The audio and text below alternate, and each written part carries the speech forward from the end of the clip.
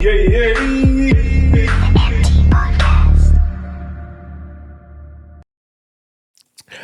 week, right, and I know we're have you lot shared the live? I can see Buddy's doing it right now. It's got some funny thing that you can't share to enough people at the same time. You can probably have to do it on your phone. But so this week, it's been a wild one. And I know normally our podcast would follow a format where we would say the topic is X and we'll go on for X. But myself and the boys, we had a conversation and realised to ourselves that our last podcast was on parenting and some do's and some don'ts. And it navigated itself through to the unfortunate passing of the young lady that was stabbed in South London, in Croydon. And now, I know this sounds really, really weird, but I don't know if because that had happened, that everything else has now been elevated to the forefront. But it feels like this is now an occurrence every 3 or 4 days. There's been enough. There's something else going on, you know? So where we are now, we're in North London. Someone was killed less than half a mile away, you know, this week, you know? And do you know what I mean? Like Buddy that walked past the actual site and was speaking to some of the people that were there. And there was another incident in Croydon yesterday. And there's been a few more. You know, there was one in Sutton with a gentleman who's 42 years old. He lost his life. And it's got so bad now that I feel like when you see it, you're like, oh, that's really bad. And I feel sorry for the family. And then my brain isn't digesting it. I'm not taking it in fully. So I'm becoming desensitized to it. Because if it happened yesterday and the day before and the week before, now it's like... Well, you're expecting it to happen again. I'm expecting it to happen again. I had a conversation in a WhatsApp group with some of the guys from South London. Shouts out to they called the WhatsApp chat the African community. And one of the things which was interesting is one of the gentlemen in the group knows the parents of one of the children that was stabbed. Right, this child hasn't died. And the father of this child left the house to go and get revenge on a 14-year-old child. Now, in my head, I was like, this is weird. This is wild. Do you know what I mean? At what point do we turn around and say, this is it's too much? It's too far. Some of the people in the group were saying, I'll back you. Some of the people in the group were turning around and saying, do you know what I mean? Let's leave it to the authorities, etc., etc., etc. In my head, I'm thinking, everything's broken. The whole structure and system is broken. So today's podcast is not necessarily focused on these particular events as such. However, it's about Britain being broken, or our Black Britain being broken, and what steps we can take to repair it. Now, with that, what I'd like to add as maybe the umbrella is I'd like you two gentlemen to have a think about what Britain is broken means to you. Producer team over there, I'd like you guys to have a think about broken Britain. What does it mean to you? Can you hear me? Can I get a thumbs up? I got a thumbs up. And I'm going to lead with one. Now, weirdly enough, I was in South London yesterday and I was waiting to be picked up. Now, I was picked up late because the road in Croydon was cut off because another incident had taken place. This is how broken I am. I was more annoyed that the incident had taken place, which made which made my my missus late, versus that could have been someone else who's been in a near-death or death experience. But I was more concerned with why am I standing outside in the cold for so long? This is how desensitized I've become. And this is where I can openly admit I'm now broken, not even contemplating what could have happened. Buddy, what's your thoughts on, I would like to start with, if you can just share the conversation that took place with yourself and the gentleman when you walked along your high road. Before I do, I wanted to say this. Max Whitley. For sure. Anis Zen. Yusuf Mohammed. Stefan Balamban. Claudio Lafayette. I apologise if I'm saying anything wrong. Raheen Amin. Andre Salmon. Leonardo Reed. Victor Lee. Khalid Salih. Renell Charles. Jordan Kakabu, if I'm saying that wrong again, it's got a longer name, but known as Jordan. Tyler McDermott. Chima Osagie. Alina Adama. These are all the kids that have died from stabbings this year. This is just this year. Is that 50, are they 15? Is that 15 of them? That's all the one there. They're all the teenagers that have passed away that we know of. So this is below the age of 20. Below the age of 20. Jeez. There are, Jeez. and I'll go through it real quickly. 15-year-olds, 17-year-old, 17-year-old, 18-year-old, 16-year-old, 17-year-old, 17-year-old, 15-year-old, 18-year-old, 16-year-old, 17-year-old, 19-year-old, 19-year-old, 19-year-old. Jeez. All below the age of 20. So, without trying to get into any details of individuals, I want to go back. The reason why I was probing you on this question is you said to me you had the conversation. So where I was going with it is basically the attention has now been brought that a lot of these things happen. Now, funny enough, my family's been a victim of knife crime. So it does hold a sensitive spot for myself. And yesterday I was just on my way to the gym, and as I got there, me and one of my guys, shouts out, go out to Anthony, we stopped and we were just chatting. As we was chatting there in the middle of the road, some plainclothes police just started pulling over two black boys.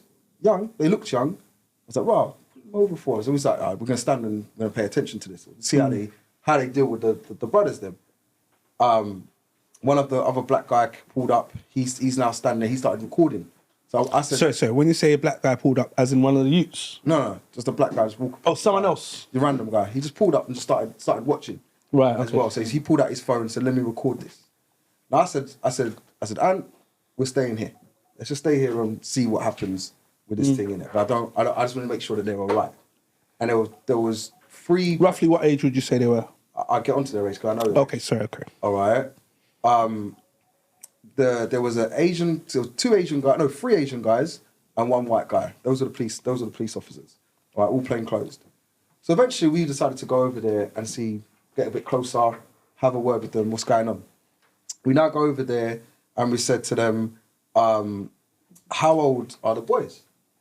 Now the boys were 12 and 14. Jeez. 12 and 14. Yeah, they were getting searched.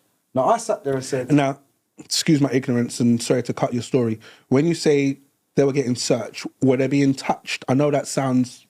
Do you get what I mean? They were being searched. Or were they told to just show us your pockets, or were they being physically touched? They were being searched.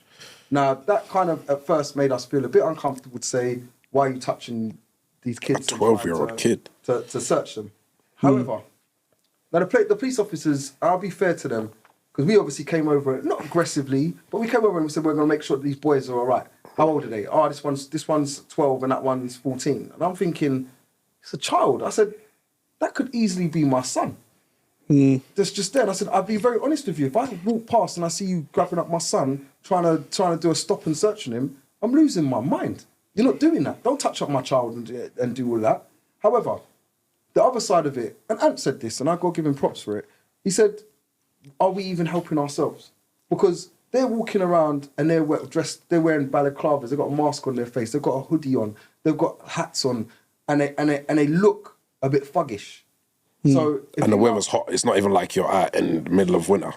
If you fit a description or a description of what they're out there looking for, why are they not now going to say, let me pull you over? You've got baggy trousers on, you're wearing all black, you've got a hood on, you've got an extra coat on, you've got a mask over your face, and these are the people that are going off causing trouble.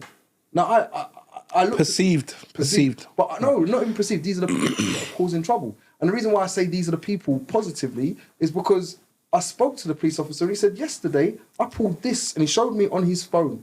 He said, I pulled this off of a kid dressed like that. And he showed me a Rambo knife. It was about that long. I sat there and it was curved. It looked like something that Rambo himself was rolling with to bore up the people when he was in the film. And I'm like, oh, these things are long now. Like, what? He goes, and the day before, somebody got killed. He said, and I was like, right. He goes, yeah. And I went there, and this is and he showed me the murder weapon. I was like, freaking hell. So, and the description was person wearing a hoodie, person wearing masked up, doing this. So I'm like, I get it. How old was the person that died? 16. I said, right. What? Where? Outside of his yard. I said, damn. I was like, So the boy got killed outside his own house. outside his own house. I said, what can I now say to you're searching this 12-year-old, and I'm sitting there wanting to back the 12-year-old and thinking, yeah, bro, you are moving a bit. I mean, I'm looking at you, and I'm from the area, so I'm looking at you, and I'm saying to myself, you do fit the description of some of the people I've seen in the ends doing, basically just walking around and just like, yeah, we just robbed this from B&Q. We just did this, we just did that. Like, and you fit those descriptions. I'm not gonna lie. So when they're now coming over to you and they're searching you, they're probably not wrong to be searching you. You know what I mean? And I feel a way about saying that because I also feel, like I said in the beginning part of my statement, was if that was my son, I'm losing my shit. Like, I'm not having you touch up my now 12-year-old son at that time. I'm feeling them up and searching them. Yo, what have you got in your pockets? Take this, that. And something else I found very weird. It was normal for them. I was more worried about them than they was. They was just like, okay. And I was like, what, you normalised? So you can see that this is not a first-time experience for them. It wasn't a first time experience. No way. Because they were just standing there. I had to turn. So we turned and said to them, they said, oh yeah, they were just going to walk off. I said, no. I said, take the ticket. Get the receipt, Get of the course, receipt yeah. that you were searched. And who searched you. And why they searched you. So if anyone else tries to search you, you can say, look, I was searched just a minute ago. Leave me alone. You know what I mean? You got a reason to take these. Now these boys, they seemed very quiet. I don't know if it's because they was normalised to it or because they were sitting there thinking, oh, please hurry up. Let me just get out of here because I've got my Rambo knife hiding just here where they haven't touched me yet. So I just want to bounce. I couldn't tell you what it was. All right. But they just bounced afterwards. Didn't say a word. Just, okay. And then just went. Now, I didn't know whether that was innocent, oh, you don't know nothing, or was that, just let me get out of here because, you know what, usually I walk around with my Rambo knife, just in case. You know what I mean? And it was a weird experience because, like I said, I really wanted to back the kids. But then I also had a conversation with the police officers, and one of the guy that I was with, and I ended up talking to him and getting his name was Mark. And he turned and said, oh yeah, because he first thing goes... The guy as in the police officer or the passerby? The passerby, Yeah. okay. He goes and says, racist, they're just searching up the black boys. And he said he took offence to it because, like I said, it was 3 Asian officers. One from, when I say Asian, I would say one that was probably from, say Thailand or something like that. And the other 2 was from like Pakistan or India, that side of the world. And then there was one white guy. And to be fair, the white guy, I think he was Eastern European, if I'm honest. I didn't speak too much to him, but he looked Eastern European. And they took offence to it, said, look at us, look at the colour of us. I said, I wouldn't work with anyone racist. Like we've experienced the same racist thing. So you two be calling out racism. All it was is that they fit a profile. So do we help ourselves when we're going out? Then like I said to them, sometimes you might catch me. I'm going to the gym. I had a sleeveless top on, and sometimes I put my hood on. I got a hood on that. I put the hood on, and it might be cold, and I'm like, rah, let me just. So you might see me and do that, and then you'll probably say, let me frisk him. Let me see what I want because he fits the description. And I'll be doing when I'm doing that, I'm now fitting the category, the category they're putting me into. So, question, bud, do you get offended when or if you get stopped and asked to be searched? Does that offend you? Yes. Like I would honestly say, like as an adult, it would offend me. I've it's happened to me when I got a little bit older, and it was like someone would just stop. They'll just go, "Yep, we're gonna pull you over." I said, "What for?" And they'll be like, "Oh yeah, because of what?" And instantly, obviously, as growing up, it's like, "What? Because I'm black? You're just doing this because I'm a black man? You're just gonna pull me over? Like you ain't got nothing on me. I don't smoke. I don't do drugs. Never have. All right. So for you to now turn and That say one time in Bandcamp, And Amsterdam is the word you're looking for. but I don't. And for somebody now to turn and pull me over and said suspicion of drugs. I don't do drugs. Suspicion of carrying a knife or anything like that. I've never carried a knife. But they need an excuse, don't they? They do need an excuse, but well, I don't know. I want to jump in. I was dying to jump in when you said from before. So there's a couple things. As you both know, I used to run a charity that I set up back in 2009 because one of my friends unfortunately got killed in the Tottenham Hackney gang war thing. So I set up in his honour, and one of the main focuses was dealing with gun crime and knife crime. It wasn't the only focus, but it was the main focus. And then as we developed, we started to deliver other initiatives in schools, youth clubs, youth centres, prison, correctional facilities, care homes, all over the place. We were doing quite a lot. And Sorelli was there, and Buddy was there as well. So thank you, gents. And one of the issues that I was also on what's called the IAG, which was the Independent Advisory Group. And the IAG's job is to ensure that the police do their policing properly. So what it would mean, I used to get invited down to Scotland Yard. I'd go to Scotland Yard, sit with the heads of different local police stations, and they would report in, this is what's happening, etc., etc., etc. It was actually very interesting. And I used to represent Hackney. Now, when they spoke about your area, you had to leave just in case you knew any of the people that they were talking about directly. And one thing I used to always feel a bit bad because with all the other areas, they would talk about them 2-3 minutes, and the person would sit outside, and then someone go and get them 2 minutes. I'll be outside for 20 minutes because there was so much going on in Hackney, and I used to think to myself, what's happening? And this is in 2009, 2010, 2011, you know? And I used to think to myself, what's going on? What's happened? Why are we in this position? And one of the things that came out, which was a suggestion, is something called a Section 20. And a Section 20 means everyone in this area can be searched with no, they could be for no reason. Just because I want to search you. There's a Section 20 in the area, let me search you. Now, the reason why I'm mentioning this is it was very specific on gangs then. Now, I'm not saying they're no longer gangs, but I'm now saying it's not directly gang affiliated. As in, it's not because you're in this gang and I'm in that gang while we're beefing.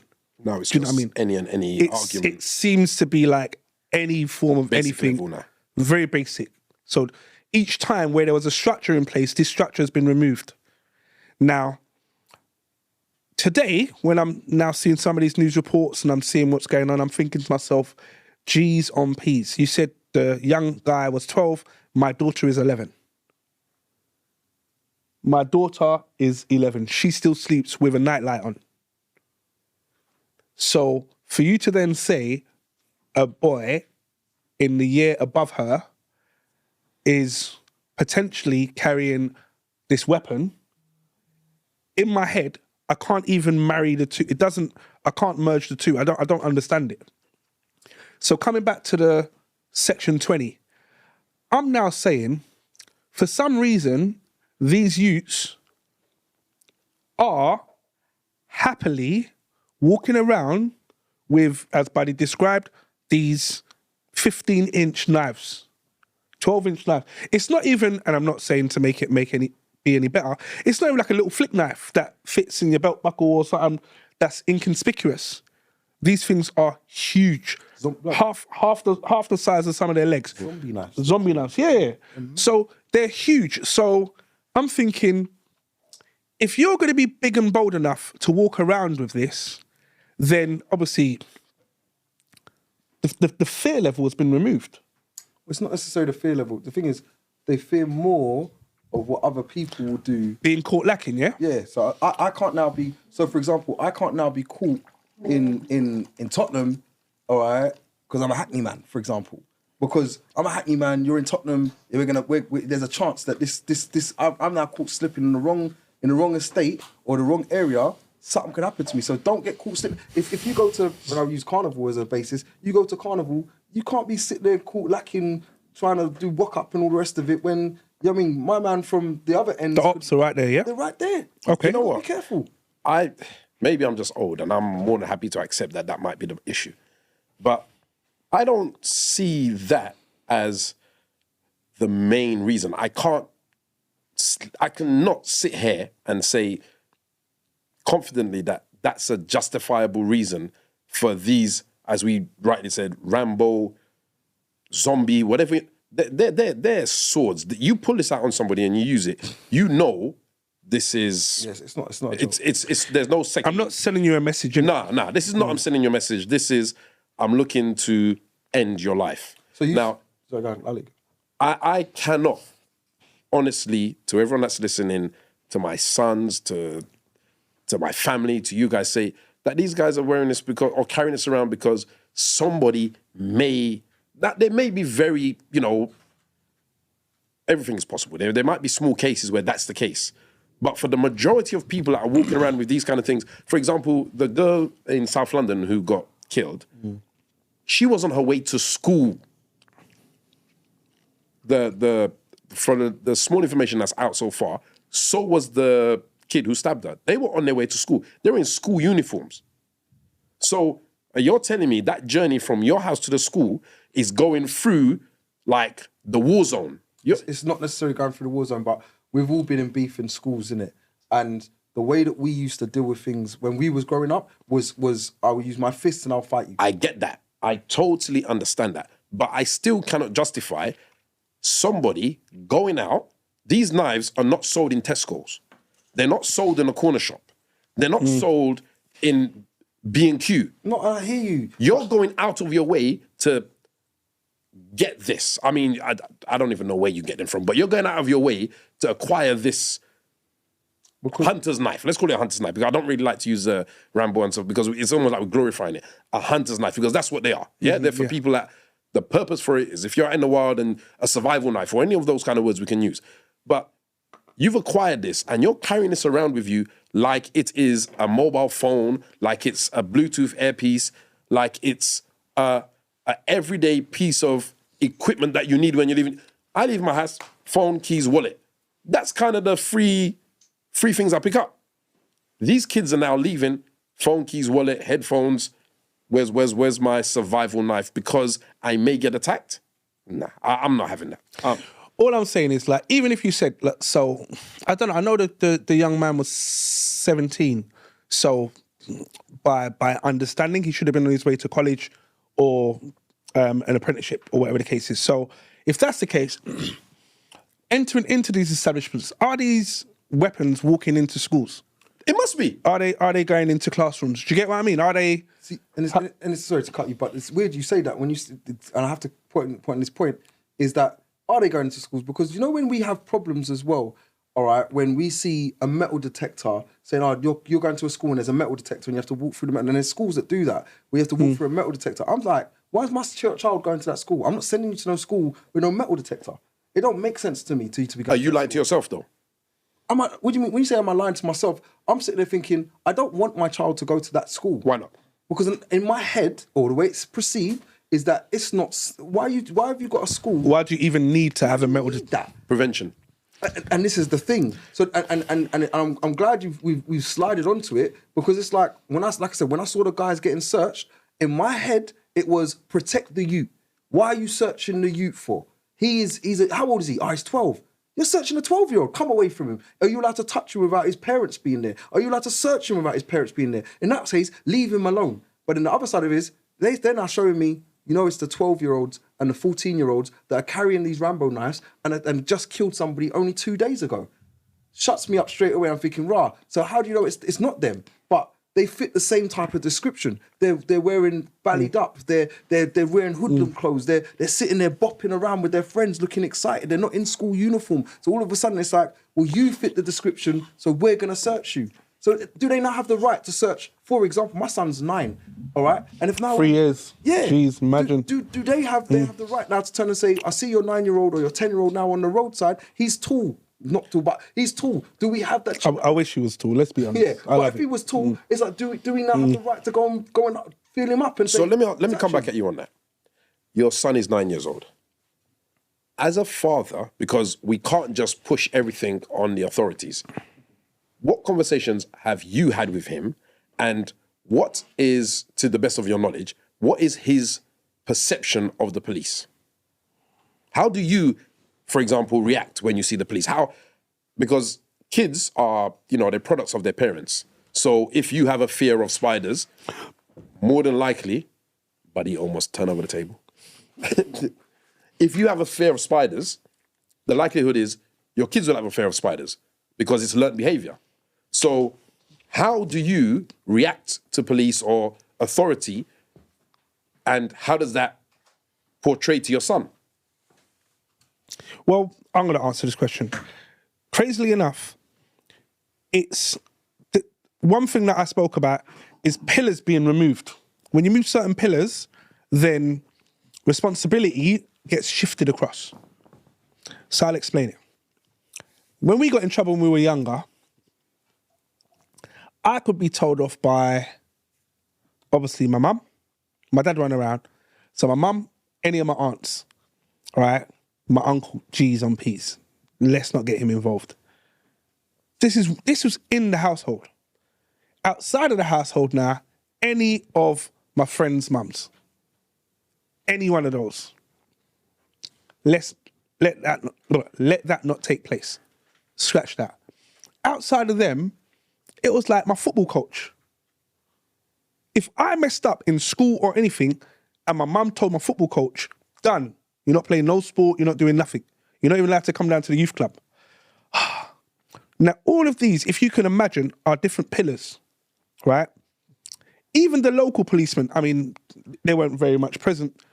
The Stone Newton police in Hackney, do you know what I mean, in the 80s and shit, and 90s, but all right, cool. That was another layer. Even the priests, do you know what I mean? This was another layer. Your teacher, your head teacher, your head of year. These are all different layers, or pillars, I should say, that kept this structure in place. All of these pillars provided a roof to my safety. One way or another, liked it or not, that's what their role was. But religion's taken off the table, parents are taken off the table, you can't chat to me, you're not my mum, taken off the table. Schools, teachers, fear the students, taken off the table. So now, who are holding up the pillars? If no one's holding up the pillars, then whatever decision I make is down to me to make it. And no one is going to tell me any different. Sorry, but I need you to answer that question, though, before we kind of digress onto his, in regards to what information have you passed on to your son? And the reason why I want to kind of explore that is because, as you rightly said, that could be your son. It could be your son out there and is approached by the police. How would he, now you wouldn't like it, you would want to defend him, but how would he react? And what would be the stance that you would see? So for me personally, to kind of give you an idea, I don't have a problem with the police approaching my son. It doesn't matter what age he is. I've been out with my son, and I've got a 4-year-old, and he sees the police. Now, yes, at that age, he doesn't understand. I totally get that. But I still bring him to the police. Say hello to the police. The police says hello to him. And I don't want it to be a case of, as he grows up, that stigma of the police are against you is something that builds. There is no reason why a police officer can't approach you and ask you. And the thing is, excuse me, a lot of incidences can be avoided if the right communication happens. I'm a strong believer in that. I've been pulled by the police. I'm of that age with Citrus where getting pulled over was a part of my life. It was like, they're behind us. Okay, let's pull over. And we'll be driving and you see the car just swinging behind you. Yeah. And it's straight away like, right, you man got on your seatbelt. You know, straight. The dumbest thing, like seatbelt had made a difference. Yeah. It's really like, have you man got on your seatbelt? Because that's what it was. It's like, let's not give them any excuses. As you say that, I got pulled over. This is a stupid story, but it always tickles me to say it. So I was dating this girl at this time, and it's very early, and this was much younger, very early in the dating stage. So Nothing disclaimers, isn't it? Yeah. This was years ago. Before I even knew you, babe. Yeah, straight up. Before I had a beard. So we were in South London. I'm from East. Car's registered in East. I'm driving, coming home. A police car comes in the opposite direction, excuse me, and as it just says, you're on super high alert, innit? You're like, oh, shoot. Now, poor thing. She's in the car. She has no idea of what I've been through or that life. Car goes past. You look in the mirror as you do that little kind of... See them swing the Yui. I see the Yui. Stress. Here we go. Now, the thing is, I'm now pre-programmed for my sequence. I'm like, first things first, he's going to come behind me, which he does. Okay. I already started to slow down. Once he busts the Yui, started to slow down. Because like, I'm not speeding, but anyway, no worries. Pulls up behind me, flashing light, I pull over. The young lady I'm with, obviously oblivious to this lifestyle, what's wrong? Don't worry, do me a favor, just sit here, stay in the car, I'll be 2 minutes. I get out of the car before they approach me. That they've pulled up, I've come out, I've gone onto the pavement. Now, I'm in that kind of, oh my God, here we go. I'm trying to, like, this is like maybe second or third date with this young lady. I'm trying to impress her, pull out the Sorelli moves, and I'm getting pulled over by police like I don't have insurance. So I go to the pavement, I sit on the wall, I goes, look, whatever you don't want to do, just get it off and done with. Yeah, so your car's registered in East London. What are you doing in South? Well, I went to go and see a friend. They look in the car, see the lady I was with in the front seat, look at her, totally ignore her. The two officers come to me. Yeah, we'd like to search you and this and that and the other. Now, she's looking around, again, totally oblivious to this lifestyle. She's like, what's going on? I've got my arms up. The guys are patting me down and making me take my shoe off and all these kind of things. Now, she's starting to panic. One of the officers goes to her and says, look, we just need to search him for a minute. I'm like, why? What's he done? What? So she's now in hysterics thinking, I'm some mafia boss, flipping most wanted. Start searching the car, this, that, and the other. And I'm trying to explain to her, look, there's nothing wrong with just... And I'm almost justifying to her why I'm being treated in this way. Now, it's only after that we sat down and spoke about it. And she was like, she had never been stopped by police in her life. This was the first time she had ever been this close to a police officer. And why was I being treated that way? Why did they not... why did they not approach her? Why did they not ask her?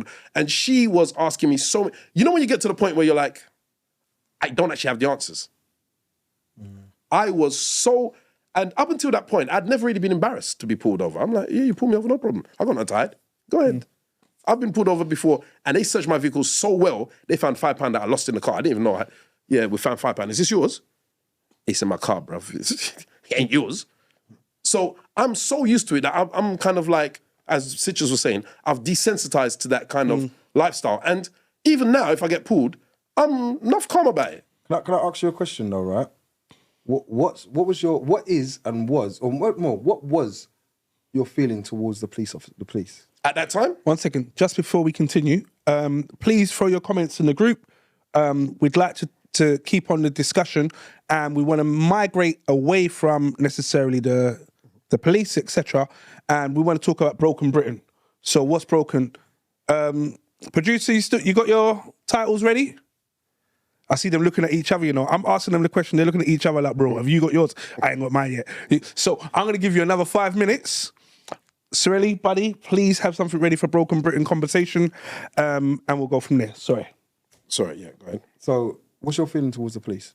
I don't have no hatred for them. And you know what? Sorry to cut you, Sorelli. The thing is, for me, and I know this is very, very tinted glasses, but I've been in a car with you, pulled over.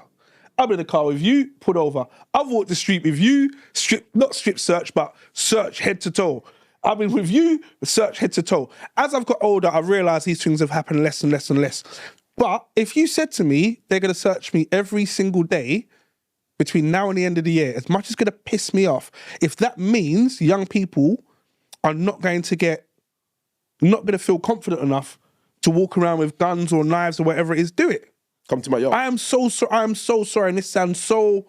It kind of goes against what a lot of what we stand for, but do it, because right now, as I said at the beginning of the podcast, a parent is leaving out his yard as a late 30s / early 40-year-old man to go and do something to a 14-year-old kid. Excuse me. And the weird thing about it is other parents were like, do it. And who am I to say, don't do it, when that guy has lost his child? And Citrus, this is the thing. And it's I know, sorry, bud, and the thing is, the reason why I'm a bit cautious with this, I know it's very close to you and what's happened with your family. Do you know what I mean? But I still think to myself, something somewhere, it has to start making a bit more sense. It does. And the funniest thing is, we say this when it doesn't happen to us, innit? And when it's not happening to us, it's very easy to say. Like I can only I know what the girl's parents and family are going through. Not less so the parents, but more so the family. Yeah. All right, are going through in regards to what happened to their kid. Why? Right now, when that person gets arrested or has got arrested now and he's in jail, I still want him to suffer. Still want him to suffer and die, because you know, at the end of the day, this is the pain that you've caused me. So as much as people sit there and people want to sit in their holier than thou fences and say, oh yeah, why should the 30-odd-year-old be looking to do that to the 14-year-old? Frig yeah. I mean, if it happened to my son, I ain't gonna lie. And I'll probably want to chuck him off a building. And I feel no remorse in saying that live on the podcast. I would chuck him off a building and say, take me to jail then. Because you know what? He took my son's life. And at this point here, I know how much you care for your kids, and I know how much you care for your kids. I know you guys deeply, and I know you'd probably feel the same way. I'm chucking him off the building. I'll probably help you. I ain't gonna lie. Like, yeah, I don't want you to destroy your lives, all right? But you hope that the justice system decides to say, you know, we're gonna do the right thing. But then what if the justice system says, you know, yeah, let's just give him 10 years. Both of them had a knife, so you know, he won. Yeah. But both of them had a knife. So all right, we're going to give him 5 years. 7 years best. So the crazy thing is, on the back of that is, do you remember the kid, Jamie Bolger? Yeah. Where the two boys... Yeah, and they took over the Chucky film. Right. At the train tracks, yeah? Yeah, Charles Place. Now, I think it was last year, the audio got released of the interview of the boy saying, it wasn't like it's us two. It weren't me. Buddy did it. It was Buddy, but I was there, but it was Buddy that did it.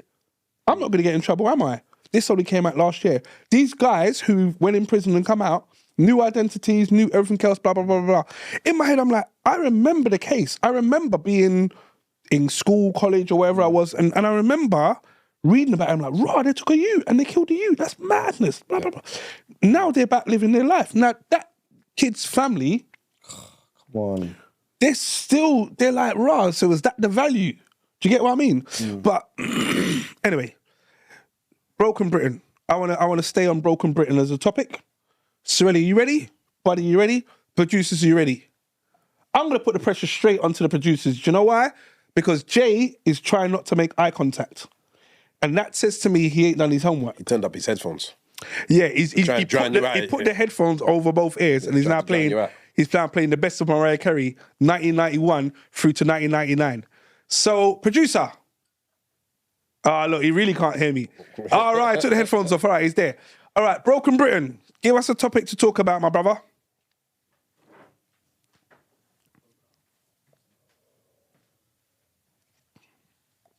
It's really, you need to hum some kind of lift music or something because it's... Do you know the worst thing is? There's 3 producers here, right? The other 2 are not even trying to help. Jay, we know Jay say it all the time. That's why he gets it. But the other 2 are like, I don't even care.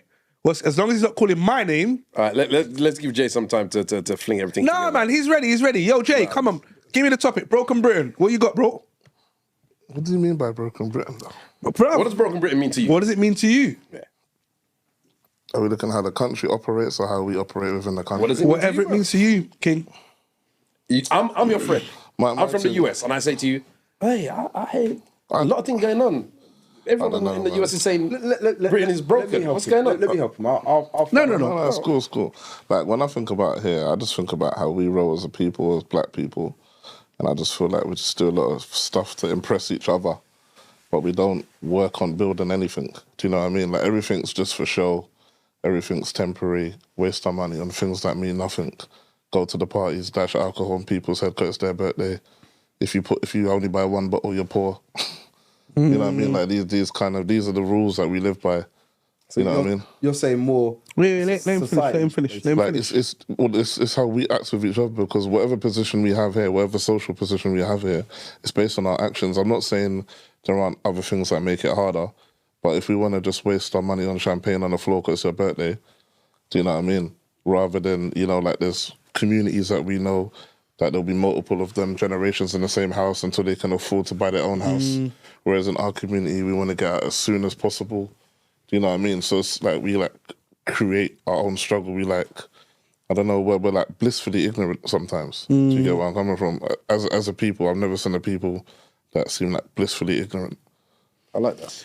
That's very good. Yeah, I like that. Because I ain't gonna ask you no more questions. You can try. You know when certain man try and mash up your podcast, I should say, let me just mash up your thing. So you don't want to just, anyway, go back and press buttons or whatever you do I over do there. like that because I'm a strong believer in you cannot teach what you don't know. And I believe that... Wait, sorry. Before, I would like to pull 3 key points of what he said. Yeah, that's what I'm saying. I want to talk about, So he mentioned things like other cultures, other races have generational families within one property. So, for example, they might have the grandkids, a grandma, and whatnot. And the reason why I particularly pulled up on the fact that you cannot teach what you don't know is in the black community, in some of the areas, we have a lot of young people who, as Jay said, who have left home. They go out and do their thing because they couldn't get on with the parents. And there's nothing wrong with that. Everybody strives one day to leave the nest. However, when they do leave the nest, they leave the nest and it's almost like they leave untrained, uneducated. They don't have the kind of knowledge that would have been passed down because they've left too early. The remedies that grandma would have taught you when you've got a baby I'm going to help wean you her out. off and stuff like that. I'm going to help you out. So Chris Eubank and Buddy's the boxing guy when it comes down to that. I would admit it. But Chris Eubank did an interview about Chris Eubank Jr. when Chris Eubank Jr. stopped listening to Chris Eubank. And Chris Eubank, and I know it gets really confusing, so I'm going to just say Senior and Junior. Senior said Junior isn't willing to learn from the mistakes that Senior made. So, Buddy and I'm Buddy Senior. Buddy's going to go down the path I've already walked. And I say to Buddy, do you know what? When you get to the bottom of the hill, don't open your car windows because it's going to attract moths. Buddy's like, that was your car. Drives down to the bottom of the hill, opens it, 1,000 moths fly into the car. Wow. How did that happen? Because Junior wasn't willing to listen to Senior when Senior already made that mistake. Do you get what I mean? So when you think of it in societal terms, you're going to turn around and say there are things that have happened to us as a people. And unfortunately, through one constraint or another, we haven't been in a position to be able to pass down the learnings from the seniors down to the juniors, and the juniors to then turn around and say, well, do you know what? I'm now going to learn from my father's mistakes or my mother's mistakes or my seniors' mistakes. And for me, what's crazy is, and we've spoken about this before, and I'm going to include Buddy in this, it's mad. I mean, I've known him for a very long time, but it's still like there was so much of life that took place before, you know what I mean, we met you, bud. Do you get what I mean? But what I'm going to turn around and say is, growing up, dumb decisions that I made were co-signed by Sorelli. But Sorelli being 14 and me being 14 meant we were geniuses. And as long as two geniuses agreed, what could go wrong? If it then went wrong, we're like, rah, that was weird. Whereas the senior would have turned around and said, you lot better not do that. But in our constraint, there was no senior to talk to. So now, if we use it on today's life, some of the decisions that are being made by some of our people in our community, they're not learning off the mistakes that their parents made. You see, I have a small gripe with that. Like, So do I. yeah, because we don't. I would have still done it. Yeah, I'm about to say, there's so many people that would just. Do you know what? Do you know what? Do you know what? I fully agree with you. If you go back, no. And do you know what's perfect about this? This is exactly what Jay's talking about. Producer Jay. We got to give him a different name, innit? I think on his card it says Juicy J. I don't know why it says Juicy J. I don't know what's going on. Just call him PJ.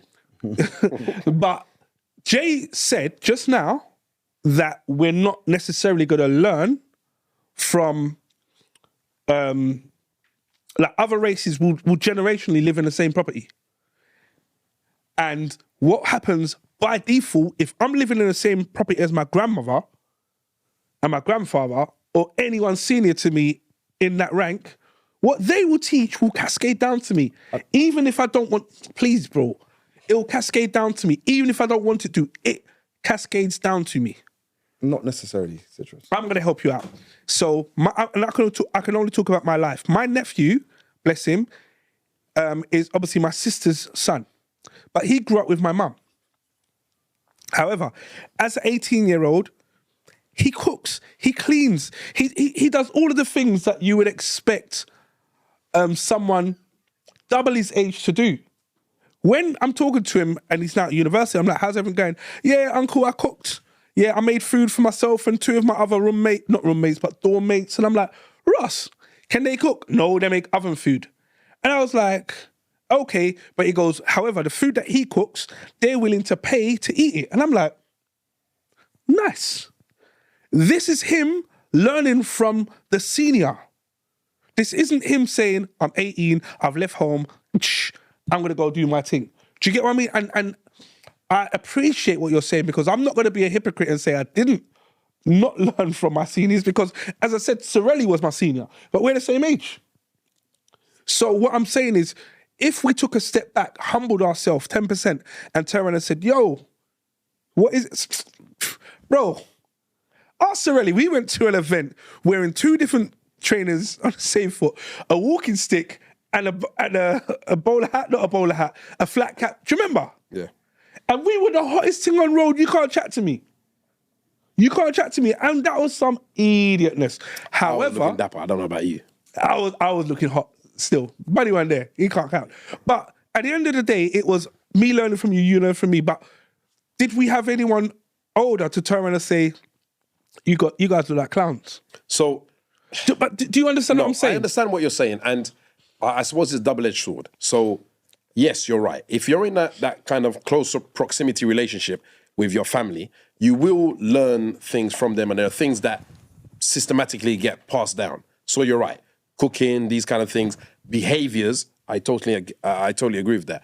However, the areas where we're talking about broken Britain and these kind of things that's going out or it's happening in the world around them, I think a lot of them would still happen. So, for example, I can only use my life experiences as a model. I don't smoke. Nobody in my family directly smokes. Now, my sons don't smoke. My daughter doesn't smoke. Now, yes, when they were young, we kind of looked at cigarettes That as... you know of, by the way. That I know of. But my kids are very honest with me. We have a very open relationship. So they will tell me, like... You hope. No, my kids will tell me. It's no hoping about it. Certainly, no disrespect. I'm going to have to agree with him because obviously I know your children. I can only talk about the cigarette situation that we're talking about now. No, but what it is I'm not turning around and painting no shade on you or your family, but if you think about it, and this is me using my broadest brush, our mums didn't know the things we were getting up to. things we were getting up to. But I didn't have that relationship that I have with which is true. So I can only hope that my little nephews and nieces are doing and acting the way we want them to act. But I honestly, I believe you're right. Yeah, I believe you're right. yeah, but I can't say I don't disagree hand in with you. fire. Yeah. No, I know. For my kids, the agreement that we've always had, and like I said, when we talk about Broken Britain, we talk about family years and these kind of things. Yes, I expect them to do things that I may not agree with. However, there are situations that I've said to them, listen, and my son's done it to me. My eldest son has done it to me. I'm going to ask you something. Don't lie to me. If you don't want to tell me the truth, tell me, Dad, I can't answer the question. I'd rather you do that to me than lie to me. And there was a situation where I asked him, where has he been? Dad, I can't tell you. I said, you know what, son? I respect that. And do you know what? Not beating him up, but I'm beating him up. He turned around and said, yo, uncle, rare. I'm like, Russ, is it? He was like, yeah. I was like, did your dad know? No. But it wasn't anything for me to then report back, if you get what I mean. Yeah, listen, but I respect him enough I to say... appreciate Yeah, of course. that he felt close enough to say, yo, uncle, this was going on. And I'm just like, okay, cool. But anyway, back to Broken Britain. I do like the uncle. Sorry, Brad. It's a good angle that's already spoken about. And I know we cut him in the middle of your point, all right? But this angle that we're going on, where we feel to ourselves as parents that, my child will tell me everything because I've got that relationship with my child. I've seen you with your kids. I know your kids. I've seen them grow up, and I'm sitting there thinking, they're not lying to you. I fully believe your kids don't smoke, and if they did, you would know about it. All right, I fully believe that. However, the side of it, you fully believe that, or you would like to believe that? I fully believe he's right.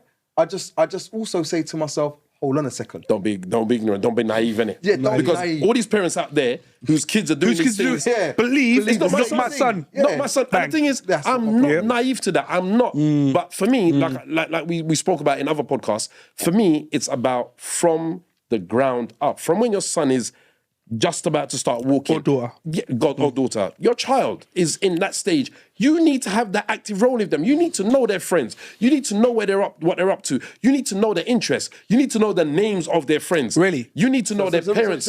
Without you saying your children's business, all right, do you think, for example, do you think, not so much if they've done the action, that they've tried any form of Exactly. drugs? Any form of drugs? They've tried. Not they take it, they tried.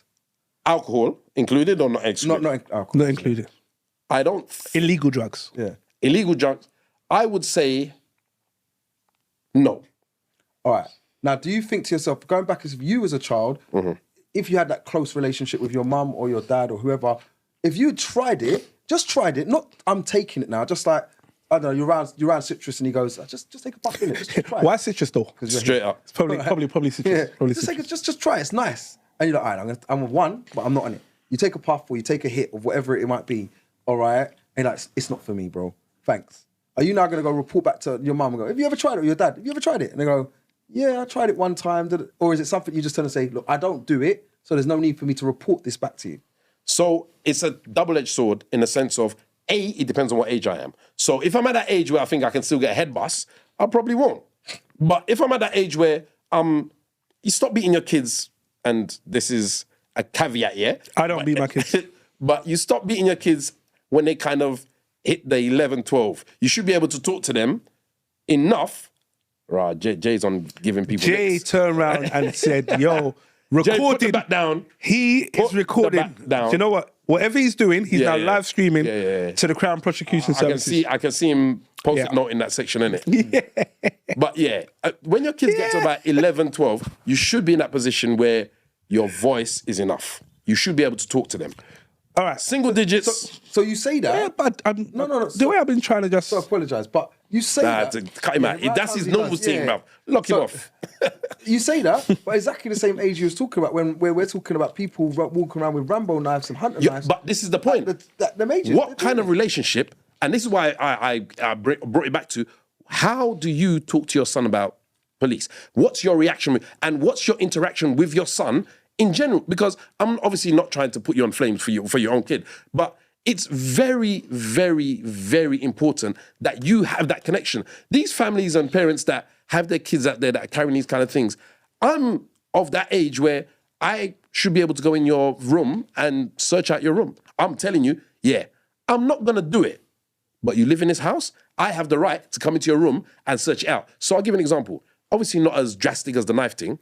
When I gave my kids mobile phones, I said to them, every week I'm gonna come and search for your phone. I'm just gonna read it. I've never done it. All right. So let me show you something then. And even if you say that, trust my son. Me and my son have a decent relationship. I'm not say decent, really good. And I used to believe to myself, he told me the truth over anything. So here's the joke now. So and this happened not too long ago. Yeah, go yo. I'm like, are you really gonna do this to him? It's the Citrus in the house, and we're running the show. Welcome to the eMpTy Podcast. My name is Citrus, and to my left you have, Sorelli, tonight I'm fully broken. and to the right you have. Telling the truth. Well done. So I'm sitting there saying to you, right? So he was in. So he went to his. I sent him to bed. It's bedtime. Go to your bed. He's gone in there. He's got. Do you really want to carry on with this, bro? No, he's got. No. I know this story. Yeah, he's got all of his. He's got his games in there. He's got his iPad, whatever, in there. He's got them in his room. So at the end of the day, all right, he's gone in his room. He's playing his game. Now the funniest thing is his games are linked, funny enough, to his mum's account or whatever it was. So I'm gone to bed now, sleeping. Wake up to a message from his mum saying, "Why is your son is on Roblox at 6 o'clock in the morning or whatever time it was?" I was like, "What?" Or whatever time it was at night. I can't remember the exact times. I was like, It was that night. I said I sent him to Definitely bed. And I was like, right. So I've woken up now, bad mood, steamed into his room, and just said, "Where's the thing?" It's underneath his pillow. 1 second, Dad. Right. So I sent you to bed, and you're sitting there playing games. So why are you doing that? You know what I mean? Now this is from somebody I trust. I trust him to have all of his apparatus, all his games, all his any entertainment, all in his room. I don't care. You should know. I send you to bed. You go to bed. The end. Good night. Night, Dad. Night, son. And it's done. See you in the morning. All right. I don't expect to have you on there early hours of the morning. All right. When you're supposed to be getting ready for school, or at late times at night. All right. You're not supposed to be sitting there playing games. You're supposed to be getting ready for school, or you're supposed to be going to your bed to get some sleep. So when you say you're going to go on it, you say you're going to go on it. Now, this showed me that at the end of the day, as much as you want to sit there and say, I've got this trust or this relationship with my kids, all right, we're their children, they're human beings. There are certain things they're not going to tell you. Your son and or daughter isn't, no matter what relationship you have, is not going to sit there and say to you, "Oh yeah, Dad, you know what? First time someone just had sex." It's not necessarily something that they're going to come forward and tell you, because it's not a conversation you first got. I've got a really good relationship with my dad and my mum. But I don't know if I'm going back. First time I had sex, you think I said, "Oh, Mum, guess what? Just bust my V." Yeah. Like, it's not happening, bro. I just bust all over her chest. Bruv, you felt mad. wicked, Mum. Mum, you making curry go? Say no more. Bruv, It's all mad. So as much as my So relationship, I get it. But broken Britain. Back to the point. Broken bees. I don't know where we go. Broken Britain. Something, innit? So Jay mentioned some very good points, and the first one is he spoke about the black community, and what it is. If we dive into this, you know, we can't get out. This is the problem. But one of the things that comes to mind that circles around my head is something else he mentioned about the pride and champagne splashing or Prosecco splashing, alcohol, whatever it is. It's your birthday. We're going to open, in this club anyway, it's £150, £200 bottle. 3-4 of us are going to open this £200 bottle. That's £600. Now we're gonna pour it over your head because it's your birthday. Yay!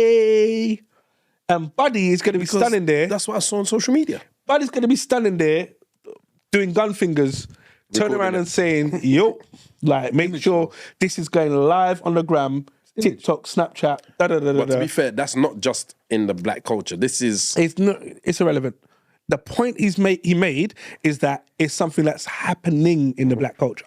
So for me, I'm going to use that as my casting net, and I'm saying, okay, so this does happen, and I've seen it. Once I saw it happen, I was like, what is? You know how you know you're old? I was the only one confused. Like, bro, you know, you put the drink on the floor in it. Yeah, I didn't know what was. I was like, what the? What? Why are you not putting the drink on the floor? Ain't no one gonna drink that because it's looking all mad. So anyway. The interesting thing is it definitely represented a status, and look, we made it. And weirdly enough, someone said to me, "Would you never go on holiday to an African country?" In my head, I was like, "No, I'm gonna go Turkey, Greece, Dubai, America." Do you know what I mean? Your buddy's in America favorite, Mexico. So why would you not go to Ghana? Why would you not go to Tanzania? Why would you not go? Why would you not go to any of the African countries that have some amazing experiences waiting to take place? Because it doesn't fit in with the narrative. It doesn't show you that I'm balling enough. If I'm not on the what's the place that we never went to in Dubai? Wiz Khalifa. It's not Wiz Khalifa. But Burj Khalifa. Burj Khalifa. There you go. Wiz Khalifa. I don't know. I just know it was Khalifa. We didn't go there, but did we have to go there to turn around and say, yeah, we went to Dubai and had such a good time. We was in the Burj Khalifa. It's a monument. But to us, it was like... It's not a monument. It's a status thing to say It's a that you went... status thing. To say So you we took were like, pictures on the yeah, infinity pool, Yeah, we went here, we did this. And I 200 was... floors up or whatever it is. And it was like... It's the tallest building in the world. Irrelevant. Monument. No, I'm not having it. I'm not having it. No, but I went to Paris and I went to the Eiffel Towers. But Okay. Eiffel Towers boring as hell. You just go up the top of there because Don't pick it's a fight monument. with the French, please, brother. Huh? No. The point I'm trying to make, I'm going to help you out. The point I'm trying to make is when it comes down to it, there are some amazing sculptural arts all over the continent of Africa and around the Caribbean. Amazing. However, if I'm posting that, does that show you that I'm rich enough? Do you get what I mean? The stigma behind it is I need to do this. When we call him PJ or Juicy J. He likes Juicy J because it says Juicy J on his number plate. But when Juicy J turned around and spoke about why are we not putting infrastructures within our community to make our community then thrive off whatever level we're at. We could be at -10. Let's thrive from -10 to -9. Let's celebrate that jump. And who's doing that? And what does it look like? And if you can't do that, and if you're not doing that, why do we then get upset when we've gone from -10 to -11? Do you get what I mean? Because nothing's been put in place to improve. Do you get what I mean? And this is But who's going to put these things in place? You do. It's your job. It's down to you. If you don't do it, who's going to do it? My job. And this is no. I disagree with you. It's your It's your job. I tell you why it's your job. I disagree with you. I tell you why it's your job. My job is to look after my family and to. And do you know who your Buddy family just is? poured his drink all over himself. Do you know who your family is? Do you know who your family is? Your family's me. And your family's Buddy. Your family's Jay. Juicy J. Sorry, Jay. He likes being called Juicy. So these are your family. Now, if you're not making sure and keeping me in check, then I'm going to do whatever I want.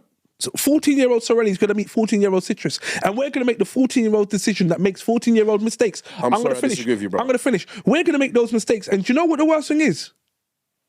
If we didn't learn from those mistakes, guess what? Our children are going to make the same mistakes. When I spoke about Eubank Senior and Eubank Junior and Buddy with the moths at the bottom of the hill, I'm turning around and saying, if we're not teaching and learning from each other, then who's going to learn? The difference is, for me, what's missing in our community is the pioneer. You need a pioneer to turn around and make the step change.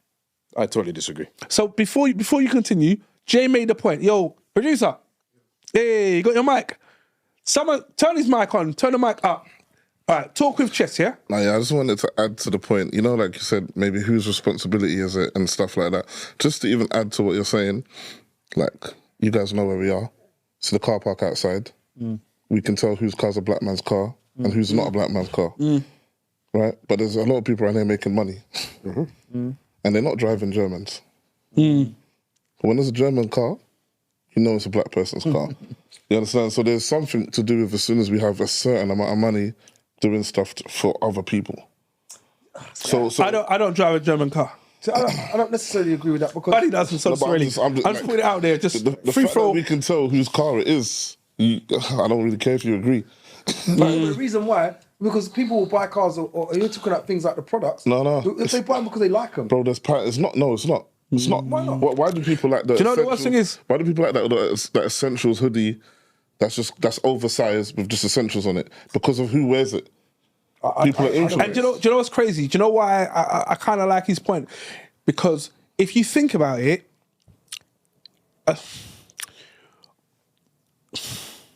it's going to sound so harsh, but for us to gain respect from people we don't know, we have to demand respect. And how we gain the respect quickest is by showing them from a social standard point of view, I am higher than everyone else. And what proves that? The jewelry I've got, the clothes I'm wearing, the glasses I've got on, the car that I'm driving. Do you know what I mean? Or I have to flaunt my money openly to get... No. Come, gents, come on, let's be real, bruv. You're the truth, bruv. You call yourself the truth. What age group are we talking? But it doesn't matter. Well, it does matter. It's highly relevant. Okay, I'm going to help you out. What car do you drive? I drive a BMW. What type of BMW? Jay is busting up over there. But what kind of BMW? Wait. What kind of BMW? Wait, you know what? The thing is, I was going to answer every one of his questions for like the way he's asking me. Yeah, go on. But Howard, there's other things. Because you say to me, why do I drive a BMW? A BMW is... I never said why. I never said why.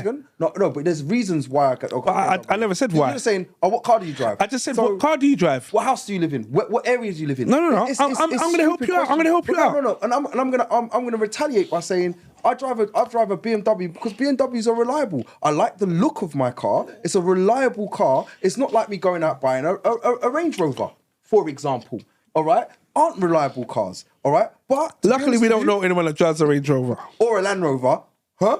All right, so I'm sitting there saying to you, not reliable, not cars that get stolen regular, high on insurance. Why are you actually driving a Land Rover or a Range Rover? My sister drives a Range Rover, all right? And I sit there and think to myself, it's because it's a bossy car right now, because she likes to be bossy. And I'm sitting there thinking, it's probably not the best whip, babe, not the best car to have, all right? Because you know what? I'll be very honest, I wanted a Range Rover Evoque convertible. I wanted it. And then I started hearing my family sitting there saying to me, yo, got this problem with my Land Rover, this problem with my Land Rover, this problem. I was like, right, how many problems are you going to have? Me and my BMW, I've had no problems, thank God. Touch wood, all right? So in the end of the day, I'm sitting there going, great BMW. And I'm going to stick with my BMW. So, my next car will probably be a BMW. If I wanted to get a state car, X-Range. So I'm going to help you out. What you've just said has proven the point that you just made. I totally disagree with that. Thank you. And let me come in now. No, I'd like you've had your moment. 1 second. So what it comes down to is You've had your moment, Citrus. I'm gonna finish. Citrus, you've had your wait, moment, brother. let me finish. I asked a question. He's responded. I'd like to respond back. If there's no space for me to respond back, I'll be quiet. There's no space. All right.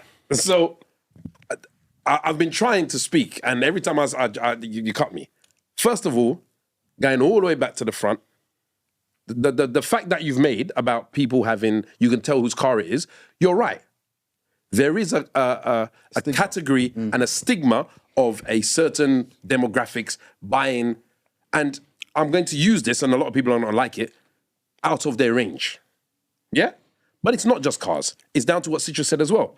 It's going into, I appreciate it was an example. It's going into a club and buying champagne and pouring it on the floor. And they've still got rent to pay or mortgage to pay. And I'm not saying that this is something that's, just in the black community or in India. It happens across the board. This is more a cultural issue that's happening now. Now, there's a range, as Buddy said, there is a range of people that, age range, where this is more prevalent than anywhere else. Like Buddy, I drive a BMW. However, I've been through every hoopty or banger, that I've had a Renault. Betsy, I love you. I've had Vauxhall. I've had VW. I've gone through. I've had probably every Ford going. So now I'm driving a BM. It's not because it's status. I've also got a Citroen that I drive as well. And for me, when I'm driving a Citroen, it's no different to when I'm driving a BM. For me, I like the BM. I bought that one. And to be honest, even if it wasn't a BM and it was something else, I particularly like that particular car. So I would have bought that no matter what.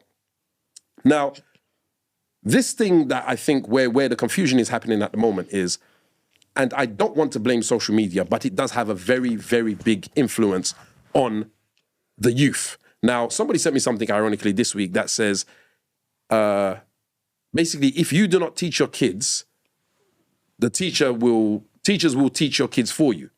Now, I'm a strong believer in you have to, when Sitch was saying that you've got to look after the community, you've got to look after this person, you've got to look after that person, I totally disagree. My job is to look after my family. If you're part of my family, then I will look after you. Now, again, there are too many people out there, mothers and fathers, who are not stepping up to the plate. They're not doing the role that they're supposed to do. There are fathers out there who haven't seen their kids in months. There are mothers out there who feed their kids but don't actually have a relationship with the child.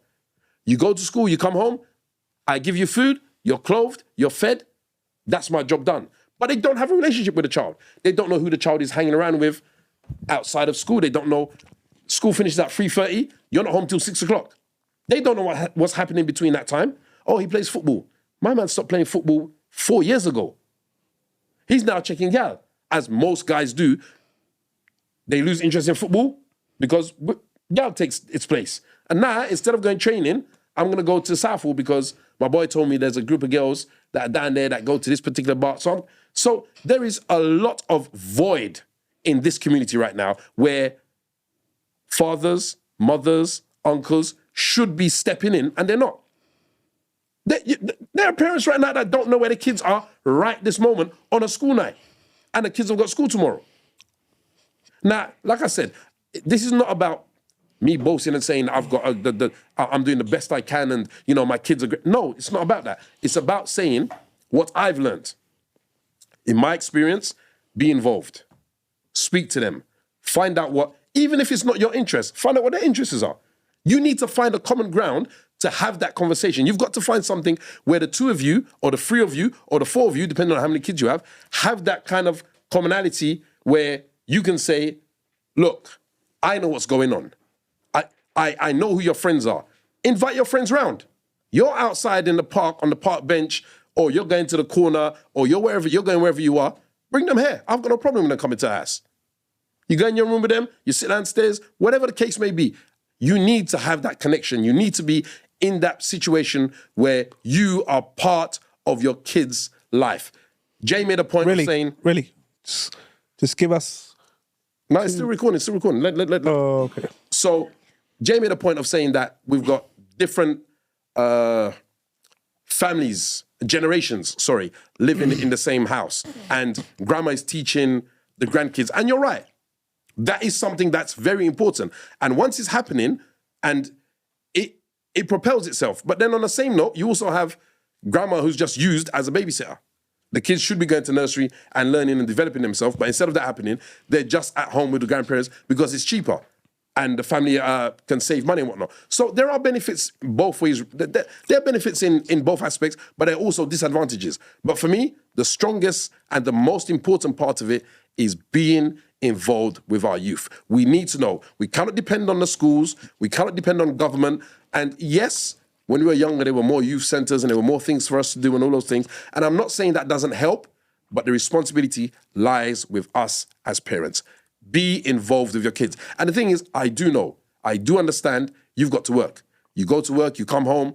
You don't necessarily have that in you to then, after you've cooked dinner, to sit down and then have an hour conversation. How was your date? Because if it's not something you're doing, it feels forced. It takes a lot of patience. It takes a lot, bruv. It takes a lot. And you're right. And it's massive where there's. Oh, you want to talk? I was trying to talk. Sorelli told me I'm not allowed to talk. Right. Subbing an 8-minute embargo. Go on. A couple things. I think, look at my fat ankles, bruv. My ankles are fat, still hurting. Jay don't care. But the crazy thing is, Sorelli said it's not his job, right? Because his job is to look after his family. And what would both of your responses be if I said everyone has that same stance? Yeah, everyone has that stance, but it doesn't mean they're doing it. Okay, so everyone has the same stance. And because they all have the same stance, guess what? The mums, the dads, the aunts, the uncles, the cousins that don't actually give one flying shit about what's happening in that youth's life doesn't care. And that youth's level of influence is stronger than any influence you have, I have, or Buddy has. And the problem with that, sorry, go on, bud. Do you know what the funniest thing is? Something you just said, that the strongest actual influence in a child's life, believe it or not, is partly their friends and also social media right now. Right. Those are the two things that thank you, bro. They're the biggest. And this is the point I'm trying to make. So if we do not raise enough princes to become kings, those that will never be kings will lead those that are unled. Do you get me? So if you're not someone to look up to, your kids will find somebody else to look up to. Of course.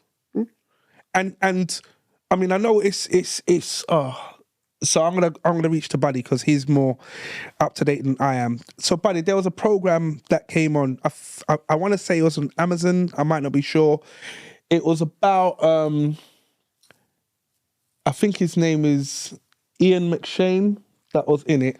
But it was something to do with gods, and they showed different types of gods. Oh, yeah, I know what you're talking about. American Gods. Yes, American gods.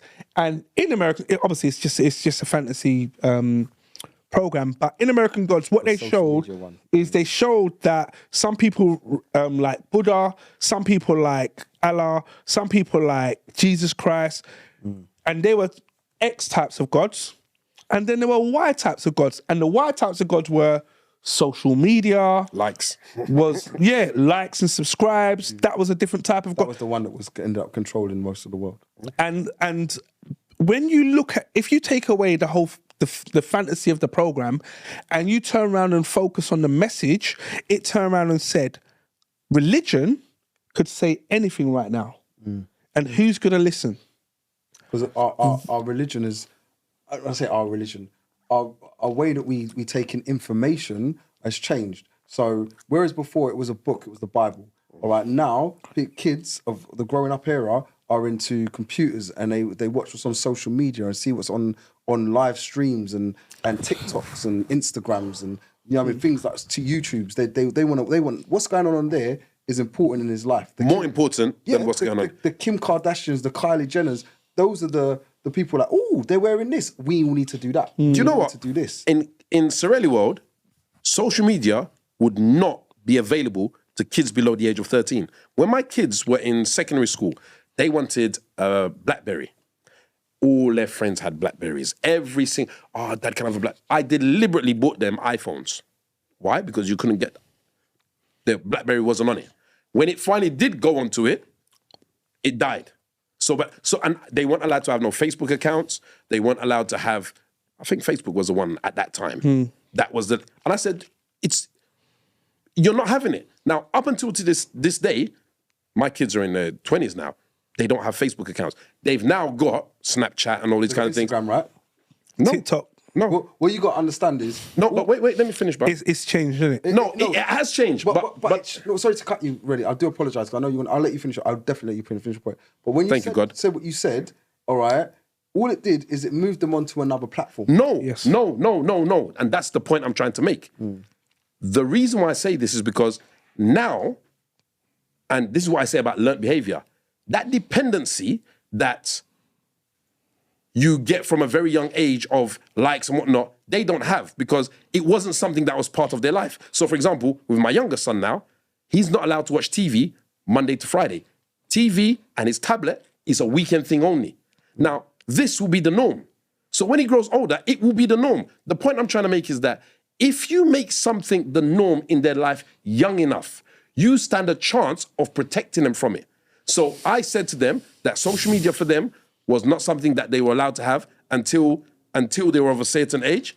Now, when they are allowed to have it, that kind of craving that everybody's got it, that I need to have it, isn't there. Now, they do have social media, but it's not that kind of, oh, I need to have it, because it was never something they were into. So, for example, my son, his biggest means of communication on social media is probably Twitter. Right. So when I would sit there and say to you is like sometimes, and I start, for example, my son at my house, I don't know how much he does it at his mum's house, but at my house, he don't go on YouTube. I'm not a follower of that because there's too much information that I can't censor through it. And I hear and see too many things, and I've seen certain things, and I'm like, I don't let him do it. However, all right, I also realized to myself, not being a part of what happens at school, he'll find out about it at school. He'll find out about around his other peers, because they will mention it, because there are other parents that are letting them watch YouTube and letting them do this and letting them do that. And when you start starving these people, your kids, from these things, you change the type of kids that you're going to have. I'll use an example, and funny enough, you'll probably clock who I'm thinking about in this sense, and we'll talk after off air. But when you start doctoring children in a certain way, they start acting a certain way. So then when you start now, they're all evolved around computers, for example, and all their life is around computers, then they start acting that type of way. When you're now saying they're not allowed around computers, they start acting a certain way. When you starve them away from sports and stuff like that, they start acting a certain way. So when you're saying, oh yeah, I starve my child of watching TV, he's not allowed to watch TV unless it's the weekend, is it necessarily a good thing? I can't positively say to you, yes, it is, and I can't say to you, oh, it's not, because I don't know anyone that's really gone through that. You know what I mean? I try to raise my child as best as I can, but probably on the mold of how I've been raised.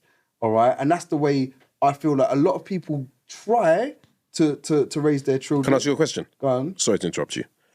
Things that you were raised on, and procedures and whatever you want to call it, do you still follow them now? Do I still follow those procedures now? So let's say, for example, you weren't allowed to eat popcorn when you were young. Do you still not eat popcorn now? If I wasn't allowed to watch popcorn, if I wasn't allowed to eat popcorn now, If I was to watch popcorn and eat TV, So one thing, let's say there was one thing that your mum was adamant on when you was a kid. You weren't allowed to, I don't know, you weren't allowed to play out first thing on a Sunday. You had to go to church. Is that something you still do now? I would follow that. Like a lot of, I had this conversation recently, funny enough, where I said a lot of kids don't look at church the way they used to look at church. Now, I wasn't forced to go to church, right? But I have a very big belief in and following in God. I believe 100 and wholly in God. God is the creator of everything. Right? However, I'm not religious. All right, but I'm not religious by choice, because I don't believe in religion, but I believe in God. All right, and I've been raised to kind of have a religion. And so if I say to you, what religion am I would say Christian. I follow Christianity because I was christened, and I would follow Christianity. However, am I Christian like that? Probably not. But I would now and again go to the church. I would now and again pray, and I actually want to pray more. So I would always say that to people. Now my son, I don't take my son to church. Like, he will go to church on... Can I ask you a question? Does your son know how to pray? Yeah, funny enough, and thankfully, his gran's taken him to church. He's done Sunday school. But if his gran had not done that, all right, I can't honestly say that I have done that. You know what I mean? And I could probably, not trying to out anybody else, I could probably say the same thing for everybody else in the room and say, oh, you know what? We don't take our kids to church like that. You know what I mean? Like, and it's like, oh, or how are they going to ever learn? How are they going to ever know that? Why is it that I've got my religious faith and they haven't had the chance to learn their religious faith? You know what I mean? I haven't taught them about, this is God, this is Jesus, this is the Muslim law, this is the Christianity law, this is the Catholic laws, like Sikh and Judaism. I haven't gone through any of that with them. And then we hope, like you said earlier on, that the schools will do it. They've got RE, right? So I'm sure RE will just show Cover everything. You know what I mean? So it's different. So there's so much that's gone on in the last 18 minutes. Been timing it. Couple things is that one of the big issues that I believe is if you take it down to the root of showbiz, there's no one pioneering the forward movement of our people. If I said to you, who pioneers the forward movement of what we believe in and what we want to happen, and I said, give me a name, who would each of you give me? Of Pioneering. So Ian Wright is a pioneer of black people's movement in the UK, in your opinion. I would say he has a strong position of influence, and he is. I never said about the position. The thing is, I said who is If you pioneering. wanted to actually say a name, and it's funny, rivalries and that, but I would probably say John Barnes has probably tried to pioneer something, all right? Rightly or wrongly, there's a lot of people that don't agree with some of his angles, and funny enough, I met him, and when I actually spoke to him, there was some truths in what he was saying, all right? But it's the way that he wants to get his content out there. And sometimes when he gets his content out there, a lot of people misinterpret some of the meanings that he's coming across with. You know what I mean? And I've noticed that a lot. And a lot around a lot of black people. A lot of people, funny enough, obviously, he's an ex-Liverpool player. All right. And a lot of Liverpool supporters are, yeah, he doesn't know what he's saying. He's a coconut. He's this, he's this. I'm like, you got to understand where he's coming from. And when I met him and spoke to him, it was like, kind of understand what you're saying. Like, Okay, so I'm gonna point another angle at you. Who are the most influential people that we can talk about? in our lives? No, just out there. People if you that are look doing at people things? that get likes, subscribes, followers, but those- who are the influencers? So when you say that, all right, for me, I don't. The age group that we are, all right, knowing about these people that get enough likes and nice love subscribes, I don't know about them. I don't care. Like there was funny enough. There was one influencer, and I really hate the fact I can't remember it. In fact, I'm glad I don't remember it because I deliberately did this in my own brain. All right, psychology. I just said I'm not remembering this. But there was one woman. I think she's Chinese-ish or she's from America, I think, and she came off of social media for a time. She just went on there the other day and said, I'm back now. After a year, you lot all thought I was dead. And she'd done some big rant. And everybody, it was on Shade Borough. And I was looking at it and I was thinking, I'm not even taking this all in. I don't care who you are. She had 1 million followers or whatever it was. And I was thinking, who are you? Like, yeah, she's just some influencer. All right? There are so many influencers out there. They're not necessarily doing things where there's any content, anything of any relevance, any positivity, all right? Or I buy laptops, or I buy red cups. Okay, so what? These red cups are now the new thing. Now Okay, everyone's got red so cups. Stupid. but guess what? Your child Or buy red cups, is gonna go and buy a red cup. and I'm like, why? Dad, I want to buy a Prime. red cup. Yeah, Prime. Oh, bro, don't let me chuck the cup at you. Prime. So Prime. I'm gonna go and It's buy it. nuts Now, thing. Do you know why they're looking up to them though? Because you're not filling that gap. No, bro. No. Really, And that's such an ignorant position, bruv. Bro, That's an Fine. ignorant position. No. Come on. Do you know Fine. why? Do you know why? Because you could do whatever you like, but if their circle of influence is all following down put it like this. When I was in school, what team did you support? Liverpool, Tottenham, Arsenal. I had to make a choice. Man United weren't even in the discussions then. They were doing bits, but they weren't in the discussion. At your age, it they was weren't. 1, 2. Which one? Well, Liverpool has got a black man. I like them. Then Mitchell Thomas started playing for Arsenal. Bruh. Michael Thomas. Michael Mitchell, depends on how you look at it.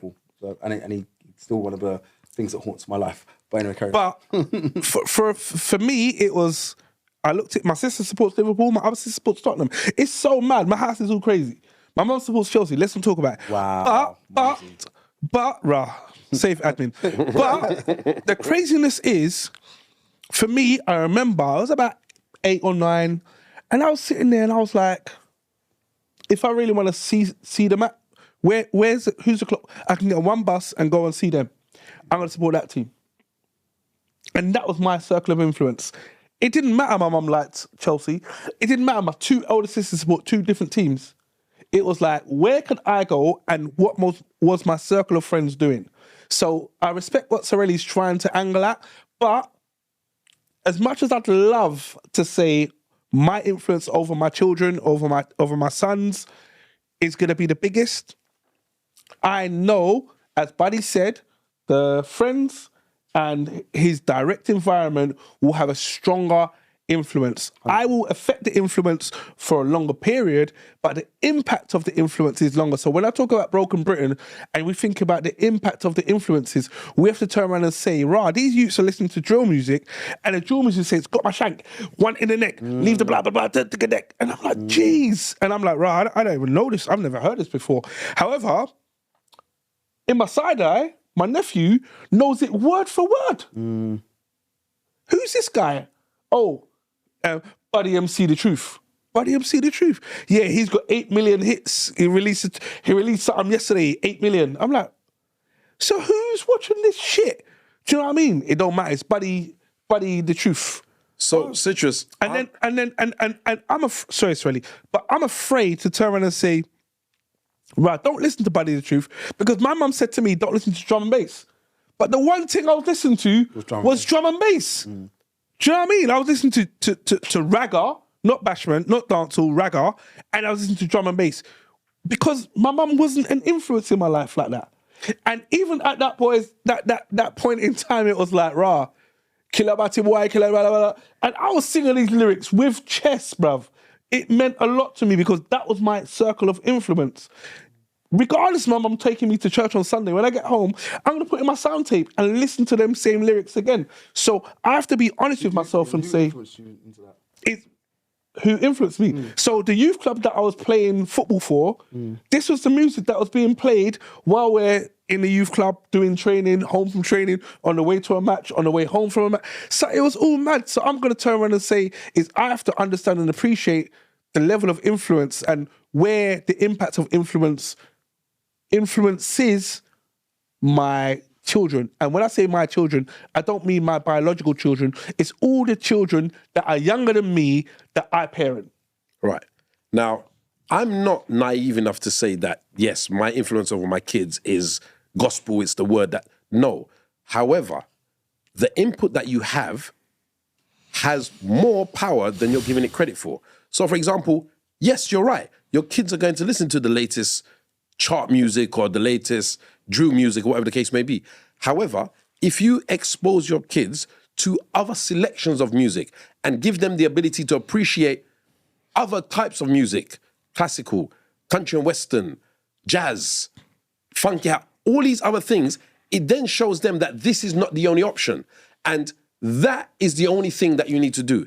You only need to show them that there is more than a lot of these kids right now that are going through these things that are happening in East London, South London, North London, West London. Most of them have never left the country. Most of them think that the world is their postcode. Most of them believe that Hackney, Brixton, Peckham is the center of the universe. So, bear with me a moment. I'm not saying that my way will remedy the problem. I'm not saying that. What I am saying is, if they've only got one thing to focus on, that will have their undivided attention. If you give them a wider view of things to see, you'll be amazed how much they start to become individuals and find the thing that they themselves like and can focus on. Yo, Bud, let me say something I wanna say, G's please. on P's. I'm gonna come in. I'm gonna come in after you. Yeah, thank you. Do you think you have more influence on your child? This idiot. I'm gonna punch this guy in his head. Than certain people. Like when I say certain people, I mean like John Barnes had a massive influence on my life.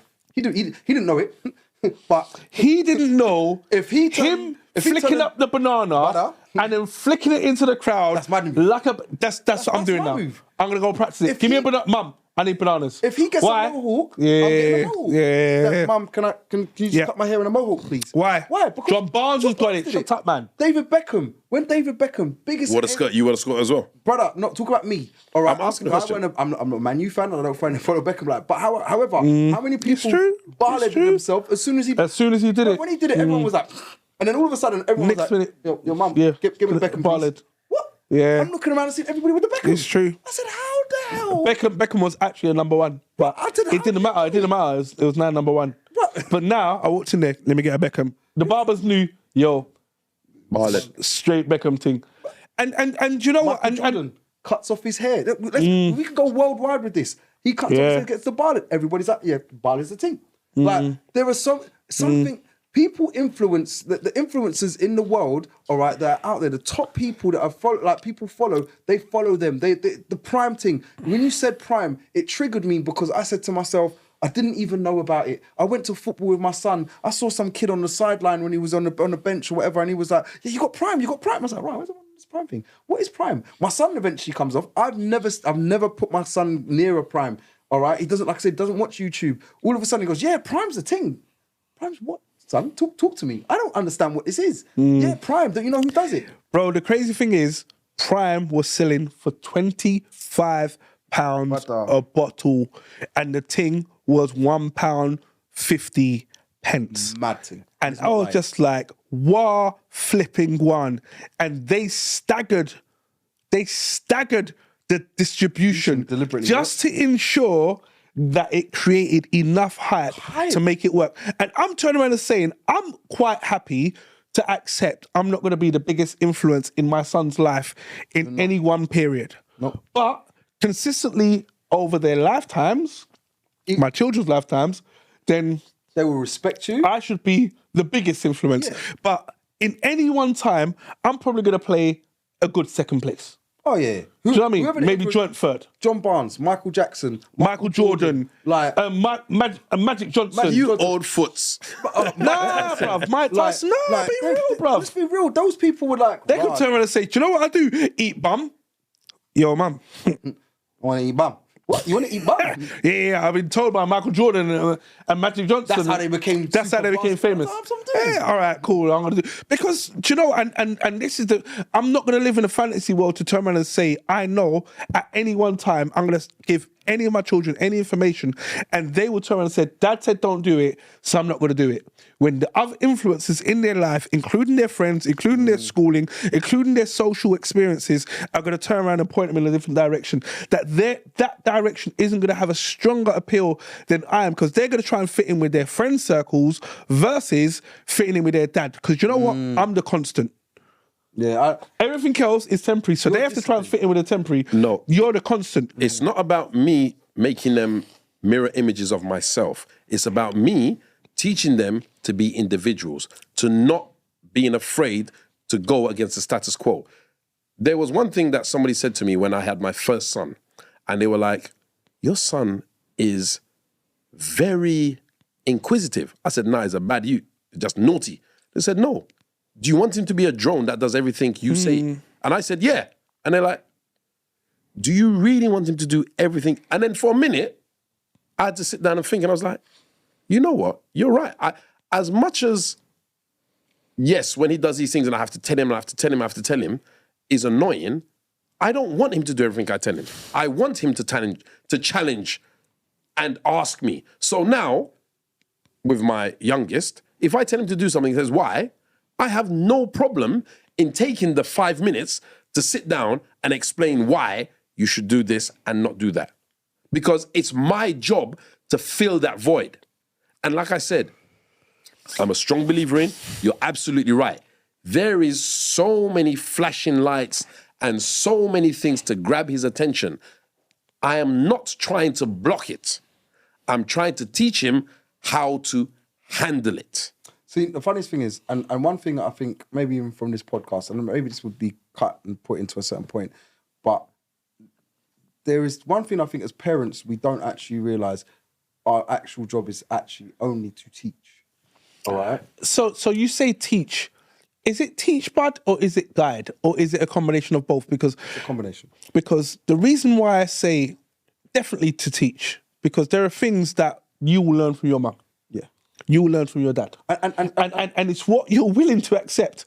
However, the guide part is, "Oh, yo, dad, do you know you said don't do that? I did it. Now my girlfriend dumped me. But when I say What do you reckon I can do? differently?" But when I And say that's where teaching turns to guide. Well, not even just Do you get that. what I mean? But when I say teach, I'm deliberately saying teach about Like, for example, just certain life skills. Like, how did you know how to go and get your place? Who taught you? Necessity. So do you not think to yourself, if mama... No. Do you know? And the thing is, do you know what's interesting? And I'm going to use a story which I'm probably not allowed to use, but one of my sister's friends, her family dynamic broke down very quickly. And when it broke down, she was in a situation not knowing where to maneuver. And she had to learn from her open and close brackets housing officer. Yeah. This person became the biggest influence in her life. And the crazy thing is, I've got a good relationship with my younger sister now. And I spoke to my younger sister and I said, if the same thing happened at home, what would you have done? And my sister looked at me and says, I don't know. And that scared me. So now, if we reflect all the way back to Broken Britain and saying, 1 second, if you get caught with this gun and it's got 5 live bullets in the chamber, I'm going to get 5 years for the gun and 1 year for every bullet I've got. So, you know, I'm not going to carry a gun. I'm going to carry a knife. Why? I'm going to get him 3 years for the knife. And that's a lot of their attitudes. I just make sure it's a big ass blade. I'm just going to make sure it's the biggest knife I can get. If the law changed and said, yo, for every inch that knife is longer, that's another 5 years. Jeez. For example. All of a sudden.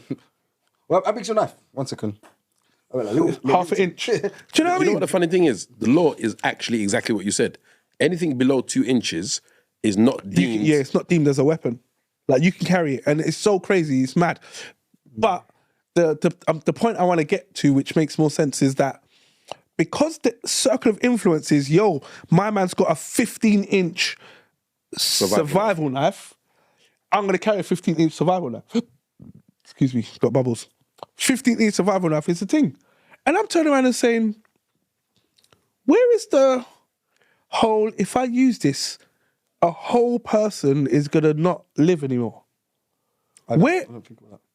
I don't think, do you know why? Because it's not in your circle of influence. It's not the whole, if I do this, everything else around me stops. That is not a reality. Do you know what? It's not a reality. Speak to the youth, them, talk to them, and Sorelli, like, I disagree with Sorelli's point when he's like, it's not his position. And I'm like, that's 90% of the problem. It's all of our position, because as soon as we all turn around and take a stance, guess what happens? The stance has to change. But if everybody takes care of their own, then there is no net to. But we can't, Sorelli, we can't govern. I can't, no disrespect, Buddy supports Liverpool. His youth, showing his youth John Barnes. Ian Wright was better than John Barnes. He was not better than John Barnes. He was better than John Barnes. Look, even Juicy J. Juicy J is like, yes. Ian Wright. So I'm going to turn around, wait. So I'm going to turn around and say to you, this is our disagreement, right? It's not even a disagreement. Well, so you're going to sit there. At one point, Barnes was the best player on the planet, but let's not go to that. If you were a Liverpool top. However, the difference is this. Tattoo. The difference, or have a tattoo on your arm that faded away, but it's fine, we never walk alone. The difference is, we're going to turn around and say, this is your opinion, this is my opinion. However, if both of those icons turn around and said, we're not on no gun crime thing, or no knife crime thing, we're on this peace and love and unity, our stance, 1 second, our stance, because they were the circle of influence, would have been different. And I'm not saying that because they didn't say it influenced us in a negative way. I'm saying if the influences make a difference, then that's what it is. Or if you remove those influences and become, as Sorelli's saying, more of a prevalent influence in your child's life, where whatever decision he or she decides to make, they then know, 1 second, I'm making this decision based on X. However, the voice in the back of my head that speaks is quiet, but it still speaks, that says, remember Dad said not to do this. So then therefore that voice may not be the biggest influence, but it'll throw a seed of doubt on the conversations. And the reason why I'm saying this is I'm going to talk about us. There was something called out there's. Look at Sorelli busting up. Out there's when, if you were born in... Huh? Bro, if you were born in the 70s, early to mid 80s, maybe even late 80s, out there were turning around and saying to a youth man, yo, it's to go out on road, rob someone, whatever you get, bring it back. Whatever you bring back, we're gonna split. And there were man them saying, all right then, cool. Let me use your gun, your knife, let me use your thing, let me go out there, rob man, come back to you, bring in the spoils, and now we're gonna split the spoils. And I think I've done a good job. It took strength and effort for Sorelli and I, and GVC, and Inter, and Nikki, and I can mention all of the man them in MT, Ibs. and Ibs, to turn around and say, we're not on out this. We're not on going out there, robbing man, bringing it back to some kingpin looking kind of dude and doing that. Do you know why? Because his circle of influence weren't strong enough over us to say, you're going to make us go and do that. This is me talking as an old foot man. However, if I use the same shadows and cast it over our youths, them man there turn around and saying, yo, bruv, if you ain't got a body, you can't even run. Them man are saying, nah, don't watch that. What do I need to do to make it happen? And making it happen. And then Calm. even calm and boasting about it on Snapchat, on TikTok, on YouTube, on Facebook, on Instagram, on all of these different, and I'm like, where did it become normalized? When did it switch? When did the thief in the night become the thief in the day? Do you get what I mean? When did this happen? Some of the things that have taken place, they're saying, today I read the article, it happened at 4:44 p.m. Do you know, I find it harder to find a more peak time in the day than 4:44, because that's when school run is taking place. Certain people have finished work.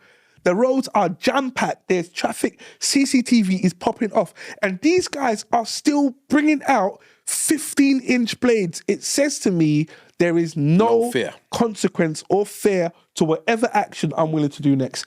And that is what terrifies me. Broken Britain.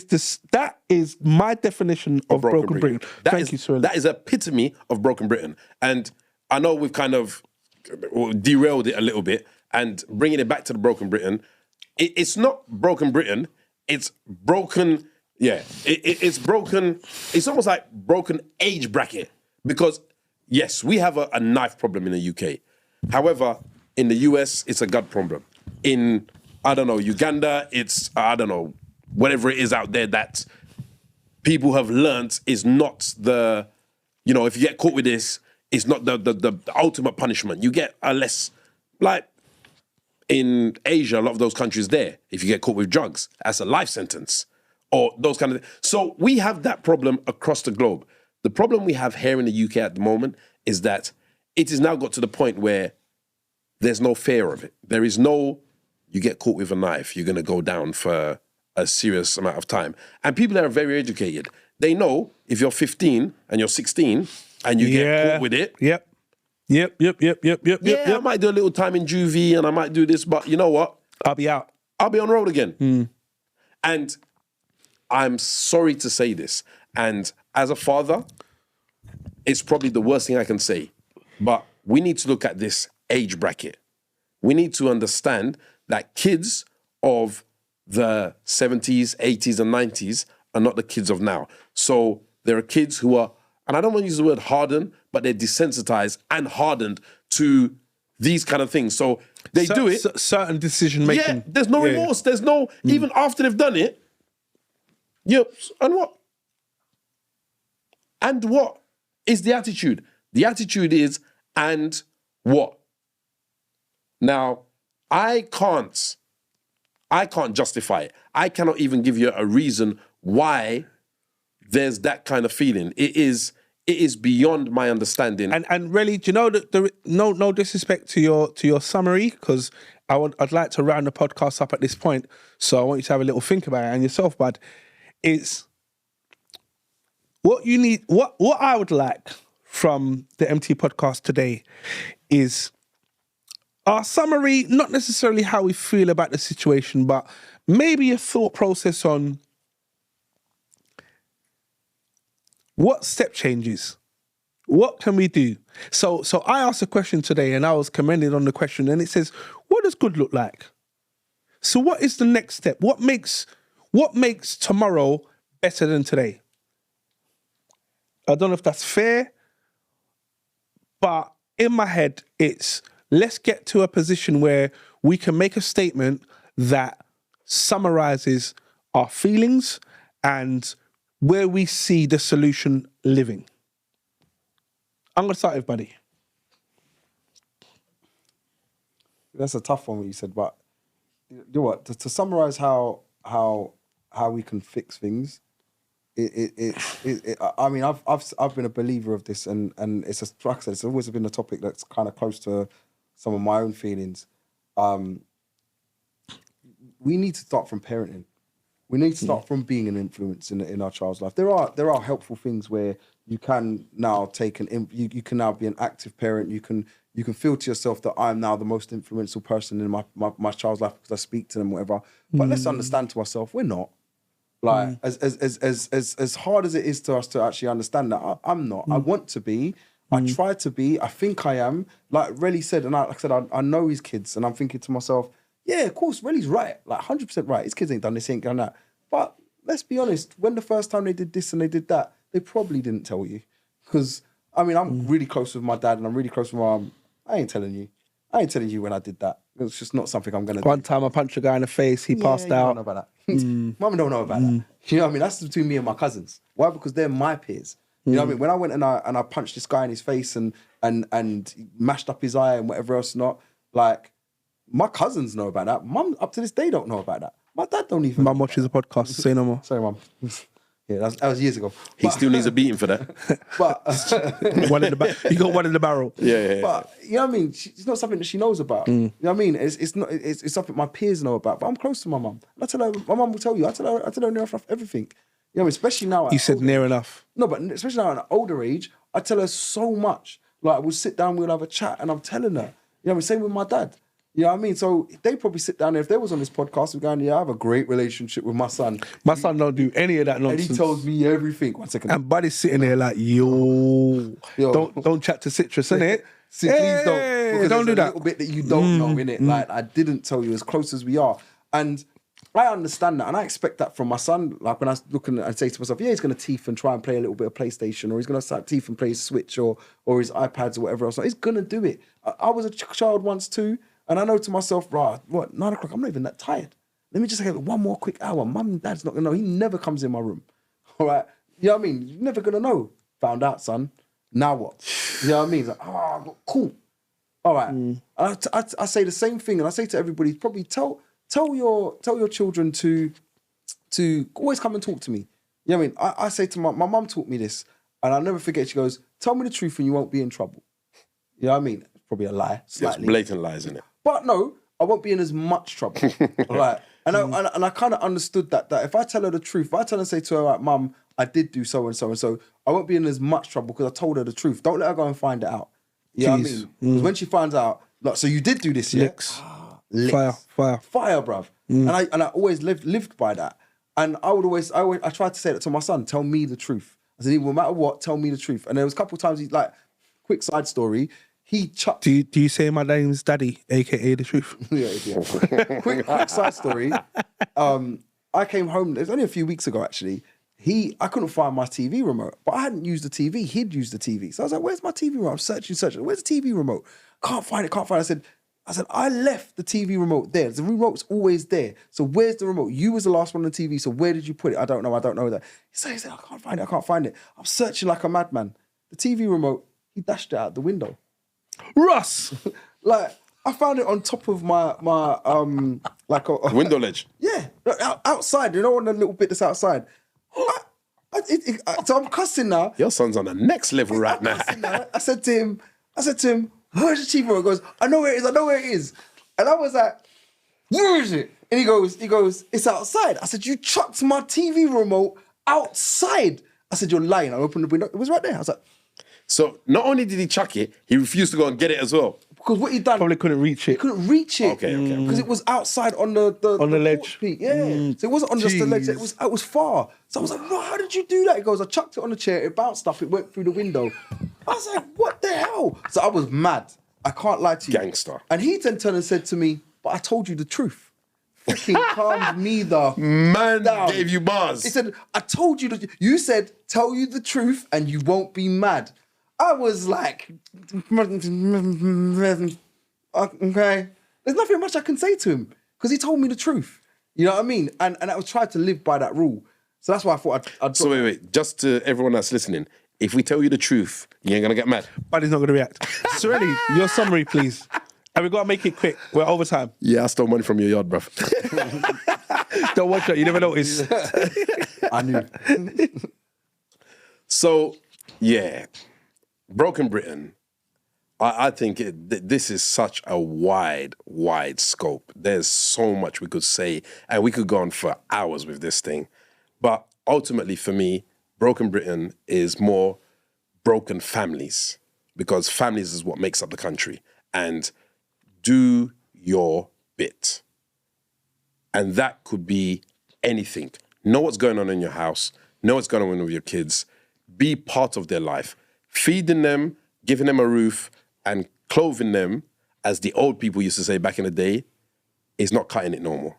You need to go above and beyond. You need to take the time to know what they're doing. Take the time to know who their friends are. Take the time to know what their interests are. If you're not an influence in their life, somebody else is. Be it may social media, be it may their peers, be it may somebody they look up to. And most importantly, most importantly, listen to your kids. Because most of the time, they will actually tell you what's going on. You've just got to be astute enough to hear the hints. Because no kid wakes up with that, yeah, I'm going to go and stab somebody today, that kind of desensitized. You can tell the way they talk to you, the way they communicate to you. Ask them questions, know what's going on, and you can hear the signs. You just need to listen for them. And I'm going to keep mine very short today. So, Citrus. That was short. Okay, yep. Shut up, remote. Yeah, so That's your remote. just to summarize, for me, Broken Britain is so extensive. We can do the same podcast every week and come up with a different angle, which I appreciate. Thank you very much, Sorelli. Thank you very much, buddy. And Juicy J, I think he likes the name Juicy. Every time he says it, he smiles. Do you know? Look how happy he is. He's so happy. So so my summary is like, it's so multi-layered, and I know myself and my brothers don't necessarily agree with the resolution points, but there are certain things that I fundamentally agree with. We have to turn around and say, yes, govern home first. That has to be the priority. Govern your home first. Make sure your house is in order. Don't let me come round and find dirty dishes in Buddy's bathroom that belong in his kitchen and cuss him out when my dirty dishes are hiding in my oven because I can't bother to wash up. Do you get what I mean? So firstly, cover yourself first, but then do not be afraid to say to Buddy, yo, let me come and wash the dishes with you. Say to Sorelli, yo, I realize you can't get the stain out your hot pot. Come, let's do that. And then reach out a little further. Speak to Juicy and turn around and say, yeah, I know you can't get the stains out of your thing. Let me help you with that. And if we all lead in this pioneering way to make the step change, guess what? The decisions that you make, even if they might be the wrong decisions, there is one quiet voice that will turn around and say to you, yo, before you do that, this. You still might make the wrong decisions, but as long as the voice is having an influence, one day that voice will be louder than the other voice. And right now, the other voice is so loud, lives are being taken, and there is no remorse, no regret, no nothing. Them youths are only realising it after the case. And when I say after the case, I'm meaning when the judges slap the hammer down and saying, yo, this is your sentence, this is when they're realising, rah, probably shouldn't have done that, you know? And who said it's then? And who said it's then? You know, but let's be real. Who said it's then? So I'm turning around and saying, I know I have a huge responsibility over the young princes that I watch over as their guardians. And I need to do a lot more to ensure that they understand, and not just the princes to be fair, but they understand and they have a great level of respect for themselves and for their families and for whoever's in their lives, for them to make whatever decisions they're going to make next.